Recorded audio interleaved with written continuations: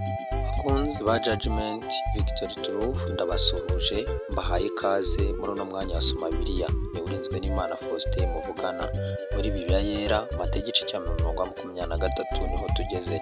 Dore umwari azasama inda kandi azabyara umuhungu, uzamwita Emmanuel, risobanurwa ngo Imana iri kumwe natwe.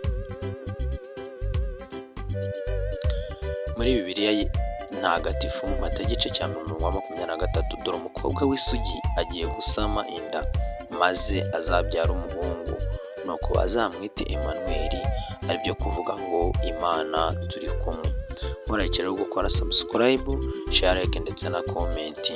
Hanyuma muri Bibiliya y'icyongereza Holy Bible King James Version, Matthew chapter 1 verse 23, Behold, the virgin shall be with child and shall bring forth a son, and they shall call this name Emmanuel, which being interpreted is God with us.